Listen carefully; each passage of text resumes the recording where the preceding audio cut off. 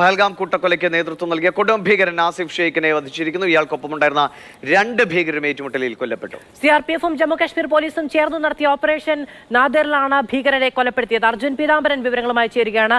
അർജുൻ, നേരത്തെ ഈ ഷെയ്ഖ് മാത്രമെങ്കിൽ പിന്നീട് ഒപ്പമുണ്ടായിരുന്ന 2 ഭീകരർ കൂടി കൊല ചെയ്യപ്പെട്ടിരിക്കുന്നു എന്നുള്ള വിവരങ്ങൾ സേന കൂടുതലായി കൂട്ടിച്ചേർക്കുന്ന പുതിയ വിവരങ്ങൾ എന്തൊക്കെയാണ്?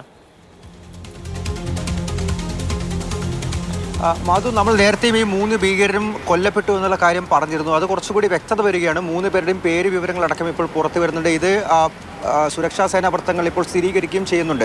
നിലവിൽ ഈ അവന്തിപ്പുരയിലെ ത്രാൽ മേഖലയിലെ ഏറ്റുമുട്ടലിൽ കൊല്ലപ്പെട്ട ഭീകരർ ഒരാൾ ആസിഫ് ഷെയ്ഖാണ്, രണ്ടാമത്തേത് ആമിർ നിസാർ വാണി, മൂന്നാമത്തേത് യാവർ അഹമ്മദ് ഭട്ട്. ഇതിൽ ആമിർ നിസാർ വാണിയും അതുപോലെ യാവർ അഹമ്മദ് ഭട്ടും ഇവർ 2 പേർക്കും പഹൽഗാം കൂട്ടക്കൊലയുമായിട്ടോ ഭീകരാക്രമണമായിട്ടോ ബന്ധമില്ല. മറിച്ച് ആസിഫ് ഷെയ്ഖാണ് പഹൽഗാം ഭീകരാക്രമണത്തിൽ നേരിട്ട് പങ്കെടുത്ത വ്യക്തി. ആരാണ് ആസിഫ് ഷെയ്ഖ് എന്നത് കുറച്ചുകൂടി വ്യക്തത വരുത്താം. അതായത് പഹൽഗാം ഭീകരാക്രമണത്തിന് പദ്ധതിയിട്ട മറ്റ് 3 പേർക്കൊപ്പവും അതുപോലെ പാകിസ്ഥാൻ കരസേനയ്ക്കും ISIക്കും ഒപ്പം അതുപോലെ തന്നെ ലഷ്കർ ഇ തോയ്ബയ്ക്കൊപ്പം പഹൽഗാം കൂട്ടക്കൊലയ്ക്ക് പദ്ധതിയിട്ട വ്യക്തിയാണ്. ഒപ്പം തന്നെ ഈ ആക്രമണം നടക്കുന്ന സമയത്ത് ബൈസരൺ വാലിയിൽ ആസിഫ് ഷെയ്ഖ് ഉണ്ടായിരുന്നു.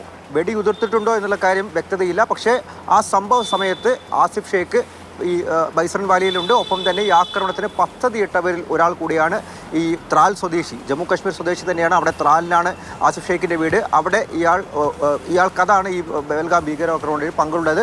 കഴിഞ്ഞ കുറച്ച് ദിവസങ്ങളായി ഇയാൾക്ക് വേണ്ടിയിട്ടുള്ള തിരച്ചിൽ സേന നടത്തിക്കൊണ്ടിരിക്കുന്നു. ഇയാൾ മാത്രമല്ല, മറ്റ് ഈ ഭീകരാക്രമണത്തിൽ പങ്കെടുത്ത മറ്റെല്ലാവർക്കും വേണ്ടിയിട്ടുള്ള തിരച്ചിൽ നടന്നുകൊണ്ടിരിക്കുകയായിരുന്നു. ഇന്ന് രാവിലെയാണ് ഇത്തരത്തിൽ ഈ അവന്തിപ്പുരയിൽ ത്രാൽ എന്ന് പറയുന്ന സ്ഥലത്ത് മേഖലയിൽ ഈ ഓപ്പറേഷൻ നാഥുറുമായി സൈന്യം മുന്നോട്ട് പോയത്. അതായത് ചില സുരക്ഷ ഈ ഇൻ്റലിജൻസ് വിവരം നൽകിയിട്ടുള്ളത് ഈ കരസേനയുടെ ഭാഗത്ത് നിന്നാണ്.